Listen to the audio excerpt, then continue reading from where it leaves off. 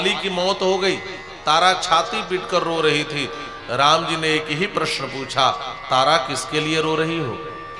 यह जो पंच भौतिक शरीर से बना शरीर है, छित जल पावक गगन समीरा, पंच रचित अति अधम शरीरा, प्रगट सुतन ते ही आगे सोवा। शरीर तो तुम्हारे पास है, फिर क्यों रो रही हो? और आत्मा के लिए रो रही हो तो जीव नित्य के ही लगी तुम रोवा। आत्मा न किसी की पत्नी है, न पति है, न भाई है, न बंधु है। वह तो शुद्ध बुद्ध चेतन परमात्मा का अंश है और हर अंश अपने अंशी के प्रति ही यात्रा करता है। बात समझ में आ रही है? हम शरीर नहीं है, हम आत्मा है। मुख्य रूप से दर्शन में तो कई वाद है, लेकिन मुख्य वाद है, एक वाद है देहात्मवाद और एक वाद है अध्यात्मवाद। जो लोग अपने को शरीर मानते हैं वह देहात्मवादी हैं, देहवादी हैं, और जो लोग अपने को आत्मा मानते हैं वह आत्मवादी हैं या अध्यात्मवादी हैं। जो शरीर को अमर बनाना चाहे यही देह बुद्धि है, यही देहात्मवादी होना है। और रावण हो, चाहे तारकासुर हो, चाहे हिरण्यकशिपु हो, ये सब अपने शरीर को अमर बनाना चाहते हैं। और शरीर किसी का अमर हो नहीं सकता, क्योंकि यह शाश्वत सत्य है। जिसका जन्म हुआ है उसकी मृत्यु भी होगी, शरीर का जन्म होता है तो मृत्यु भी होगी। ब्रह्मा जी ने कहा यह संभव नहीं है। तब रावण ने कहा, बानर मनुज जाति दुई बारे, मनुष्य और बंदरों को छोड़कर हमें कोई मार न सके। अब मनुष्य बंदरों से मृत्यु मांग ली रावण ने। क्यों मांगी? अब संतों ने इस पर विचार किया। एक संत लिखते हैं कि रावण मनुष्य और बंदरों को तुच्छ समझता था। वो सोचता था नर कभी भालू आहार हमारा, ये मनुष्य है, बंदर है तो हमारे सहज आहार है, और हम जिसे खाते पीते हैं उससे क्या डरना, वो हमारा क्या बिगाड़ लेंगे। तो मानो तुच्छ समझता था, इसलिए कहा ये मार सके तुम्हारे। कुछ संतों ने उत्प्रेक्षा की कि रावण का तात्पर्य है बानर मनुज जाति दुई बारे, माने वह मनुज हमें मारे बानर जिसके बस में हो।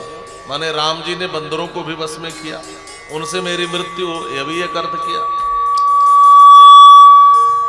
एक संत अर्थ करते हुए कहते हैं बानर माने चंचल मन, वह मनुष्य मुझे मारे जिसका चंचल मन उसके वश में हो। लेकिन मूल बात वह है जो महर्षि वाल्मीकि कहते हैं, ब्रह्मा जी ने देवताओं से कहा कि मनुष्य से ही रावण की मृत्यु होगी, मृत्योर नान्योस्य विद्यते। कोई मानव ही, कोई मनुष्य ही रावण का वध करेगा, मैंने ऐसा वरदान दिया है। तो रावण ने मनुष्य से मृत्यु क्यों मांगी, यह विचारणीय है। मानो रावण ने मानव मात्र को एक चुनौती दी है। रावण की चुनौती यह है कि यदि कोई पूर्ण मानव बनने को तैयार हो जाए तो यह रावण मरने को तैयार है।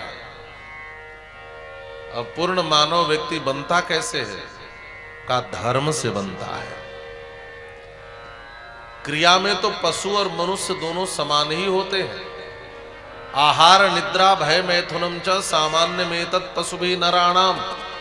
हम भी भोजन करते हैं, पशु भी करते हैं, सोते हम भी हैं, पशु भी हैं, बच्चे हम भी पैदा करते हैं, पशु भी पैदा करते हैं, भय आने पर वो भी डरते हैं, हम भी डरते हैं। तो मनुष्य और पशु की क्रियाएं तो समान ही हैं। फिर अंतर क्या है?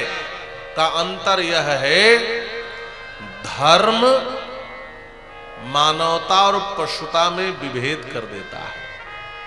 मनुष्य धर्म को जानता है और पशु धर्म के तत्व को नहीं जानता।